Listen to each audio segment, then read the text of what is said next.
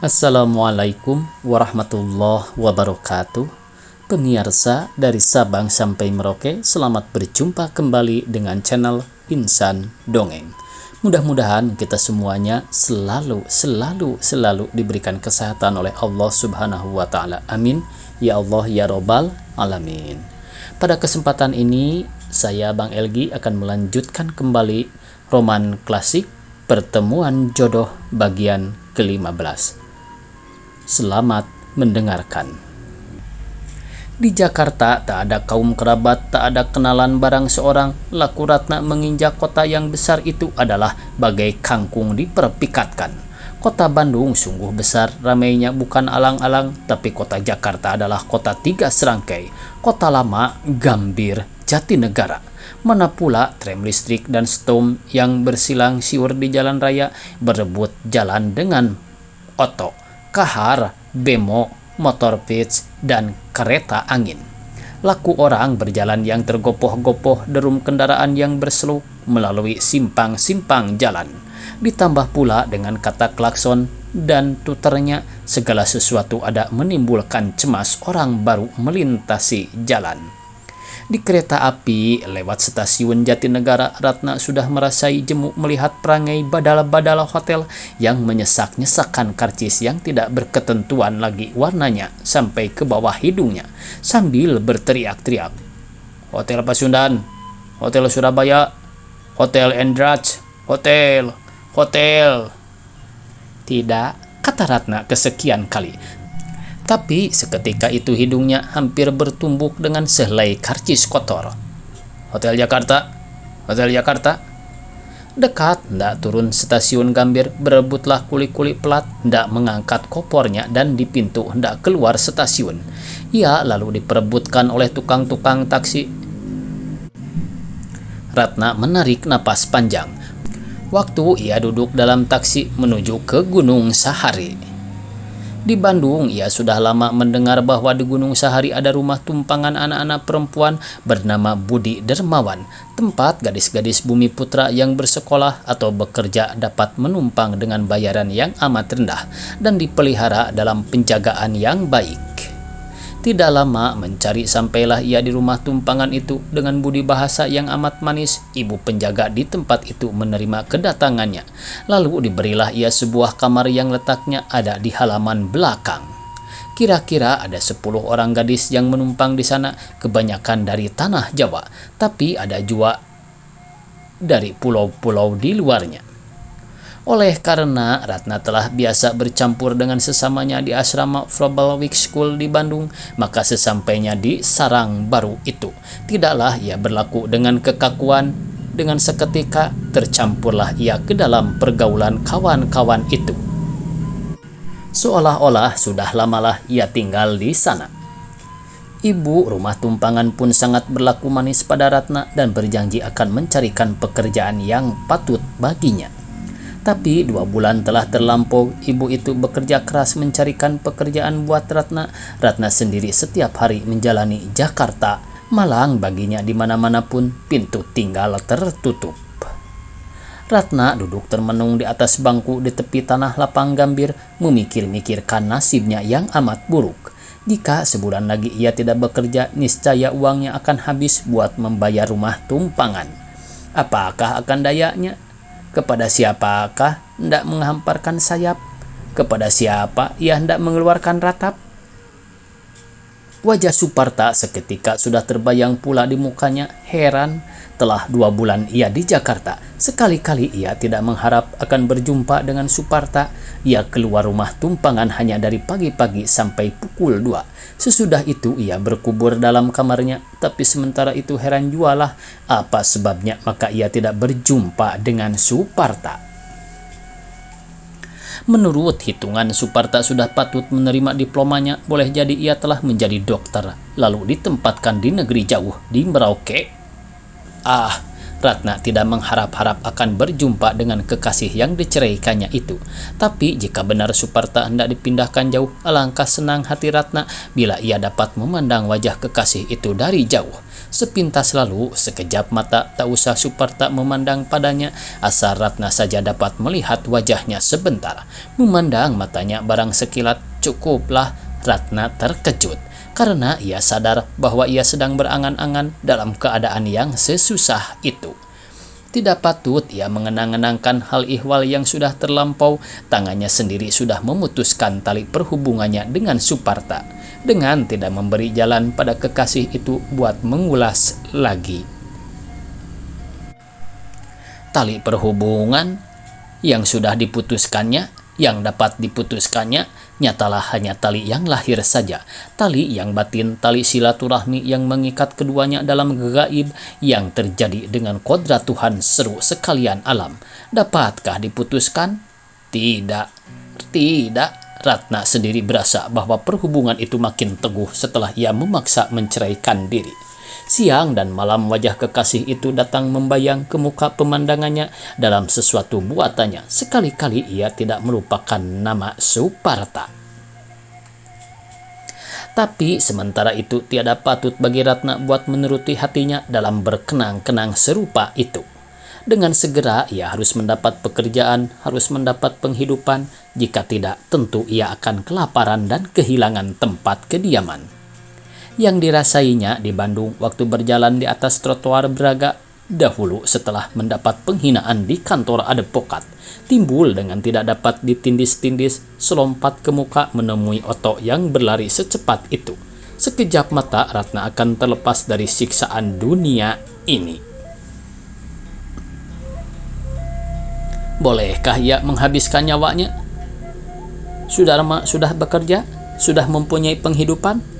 Dunia yang luas ada terkembang di mukanya. Sudarma tidak akan bergantung lagi pada kakaknya yang perempuan itu. Tapi ibu bapaknya, sudahkah kedua orang itu merasai nikmat dunia dari pihak anaknya? Dengan belanja besar orang tua itu menyekolahkan anaknya, sudahkah Ratna membalas budi mereka itu dengan sesuatunya? Ayah jatuh sengsara setelah terkenal menjadi seorang pengusaha yang ternama. Bukankah belanja sekolah Ratna yang sebesar itu turut-turut menjadi sebab perusahaannya hancur? Hancur karena utang? Pembakaran kapur di Tagog Apu tidakkah akan tinggal selamat bila uang yang keluar setiap bulan buat belanja sekolah Ratna dibayar-bayarkan kepada utang? Sekarang kehidupan orang tua itu sudah telantar. Tak ada lagi pergantungannya selain dari anaknya yang berdua itu. Sudarma sudah mencoba-coba hendak membalas jasa orang tua.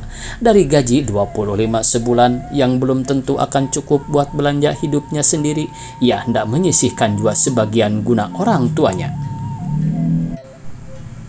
Seorang babu mendorong kereta anak melalui Ratna. Ratna melihatkan ia lalu serta berpikir, hinakah bagi seseorang perempuan menjadi babu? Ya, secara orang yang bersekolah tamat sekolah mulo, masih banyak pekerjaan lain yang lebih berpatutan baginya daripada menjadi babu. Tapi jika tak dapat lagi pekerjaan yang berpatutan, jika sudah 2 bulan berkeliling-keliling mencari pekerjaan dengan tidak memantangkan kerja ataupun menawar-nawar gaji, 2 bulan menawarkan diri buat minta berhamba di mana saja, tapi senantiasa mendapat pintu tertutup. Apakah salahnya menjadi babu? Hinakah babu itu? Hina jika si babu menghina-hinakan dirinya sendiri, jika ia tak tahu memagar kehormatan perempuannya dan membuang-buang diri itu di lecah hawa dan nafsu kaum laki-laki yang memandang rendah akan derajat perempuan itu karena ia hanya seorang babu. Tapi adakah perbedaan antara berbagai laku memperhambakan diri, menjadi juru tulis, dengan upahan buat menulis, menjadi babu, suruhan nyonya dengan upahan buat mendorong-dorong anak-anak? Apa bedanya? Benar, jika Ratna sampai menjadi babu, maka amat jauhlah ia dari tempat kedudukan dalam pergaulan hidup yang sangat dicita-citakan. Amat terjatuh pula ia dari pergaulan orang patut-patut dan semakin menjauh ia dari Suparta. Suparta menjadi dokter, Ratna menjadi babu, sungguh berjauhan. Tapi apa boleh buat? Buat sementara waktu perlulah ia mencari tempat menumpang yang tidak minta bayaran. Sementara itu ia boleh melihat-lihat pula keadaannya sekarang bukan permainan. Tiap-tiap habis bulan ia membilang uang pembayar belanja rumah tumpangan. Seorang laki-laki yang sudah berumur keluarlah dari halaman sebuah rumah besar. "Abang," kata Ratna sambil melambai rang itu, "mari ke sini sebentar." Setelah orang itu menghampiri, Ratna pun bertanya adakah nyonya di rumah itu hendak memakai babu. Orang tua itu memandangi Ratna nyata-nyata seolah-olah ia salah mendengar, tapi meskipun demikian ia pun menyahut, "Memang ada dari kemari Nyonya Cornel mencari-cari babu, tapi bukan buat jaga anak-anak, melainkan buat memelihara kamar-kamar tidur. Tahukah Nyonya orang yang suka jadi babu?"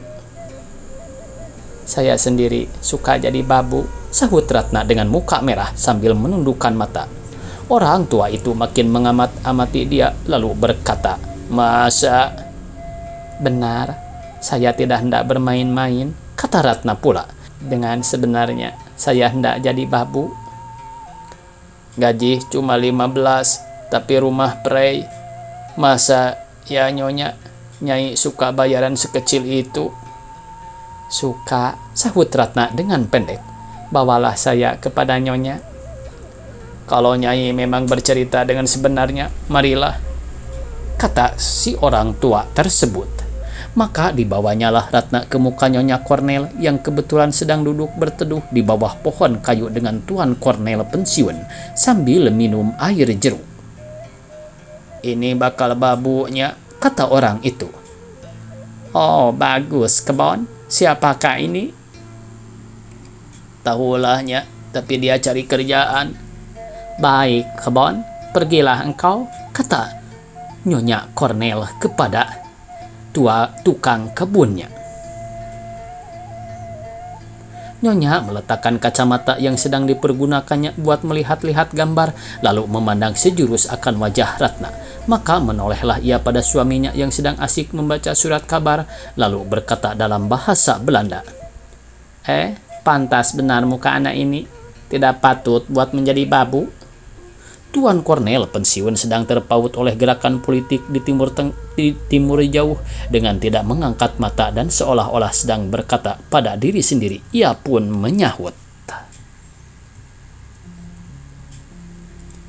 No, lebih baik engkau tanyakan surat-surat keterangannya. Muka bagus tapi laku buruk, bukan babu yang serupa itu yang kita kehendaki. Oh ya, lebih baik engkau lihat mukanya dahulu," kata Nyonya kepada tuannya. "Rupanya hati manusia ada tergambar pada mukanya." Tuan Cornel melepaskan politiknya sebentar, lalu memandang akan Ratna.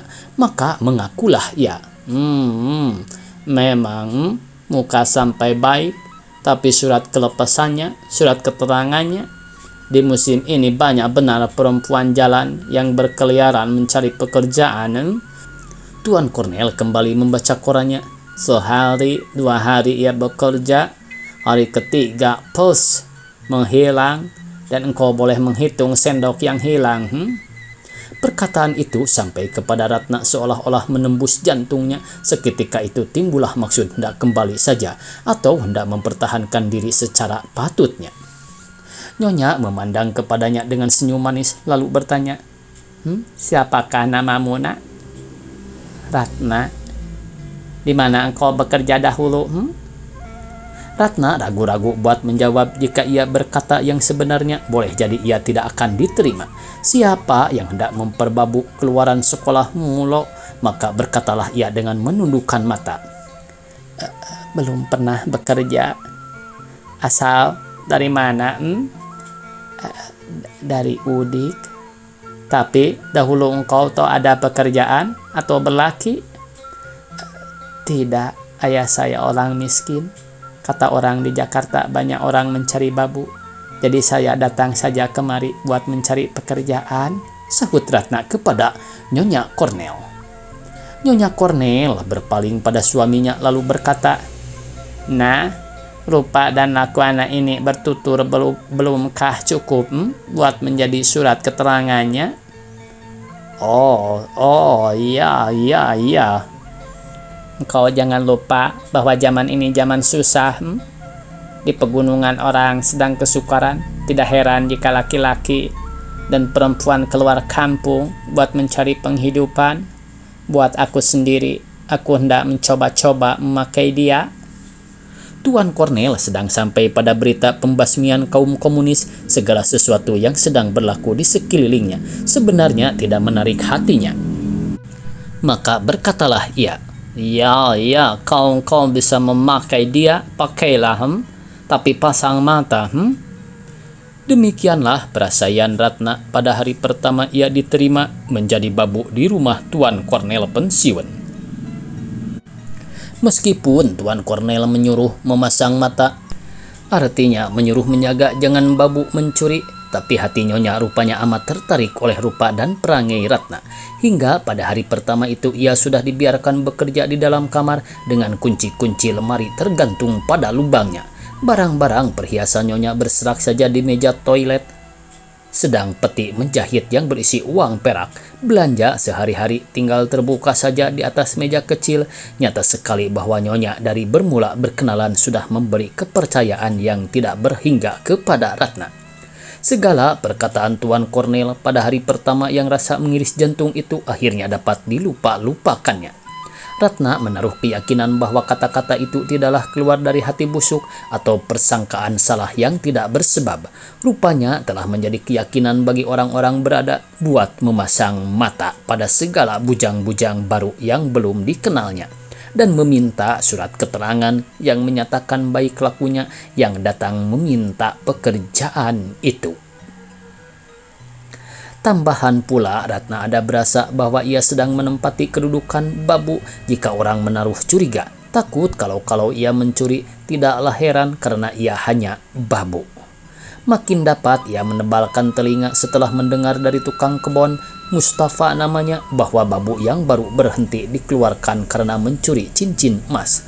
Sudah tabiat bagi Nyonya Cornell buat percaya saja akan bujang-bujangnya. Jadi segala barang-barang berharga dan uang perak tinggal terletak saja di atas meja dalam kamar tidurnya. Jadi tak heran bila di antara bujang-bujang yang boleh masuk kamar akhirnya bagai disorong-sorongkan buat bertangan panjang. Sesudah kecurian beberapa kali dan mengeluarkan nama yang salah, Nyonya Cornell masih belum jera-jeranya berlaku serupa itu. Sebab bersih hatinya ia berpendapatan bahwa sesuatu manusia tidak berhak buat menyangka sesama manusia buruk sebelum ada sesuatu jalan buat menyangka jahat itu. Kepada Ratna, kepercayaan itu rupanya tidak berhingga jika pulang dari rumah komedi atau dari sesuatu tempat lain yang dikunjunginya dengan memakai perhiasan. Maka segala barang emas dan intan yang tidak sedikit harganya terletak saja berhari-hari di atas meja. Bukan karena malas menaruhkan barang itu di tempat yang terkunci, melainkan karena Nyonya Cornell sekali-kali tidak suka menyangka bahwa bujangnya akan mencuri bila si bujang itu sangat dipercayainya. Tuan Cornell ada berpendapat lain, tidak usah menyangka sesama manusia jahat jika tidak bersebab. Tapi sebaliknya jangan bujang-bujang itu diberi jalan atau menimbulkan keinginannya buat mencuri. Jika si bujang melihat barang-barang berharga berserak saja selurus-lurus hatinya, sesuatu waktu ia tak akan dapat menahan bujukan iblis. Jika ia sudah berdosa, sudah mencuri, maka kesalahan yang terbesar harus dicari pada pihak yang punya barang, yang mendidik orang lurus itu menjadi pencuri karena sudah menimbulkan keinginannya, sudah membangunkan hawa nafsunya. Itulah sebabnya maka acap kali benar bujang-bujang yang mencuri, asal barang yang dicurinya dapat kembali atau tidak berapa harganya. Ia dikeluarkan saja dari pekerjaannya, kadang-kadang pun dengan dibayar penuh pula gajinya sebulan itu. Bersambung. Billahi taufiq wal hidayah. Wassalamualaikum warahmatullahi wabarakatuh.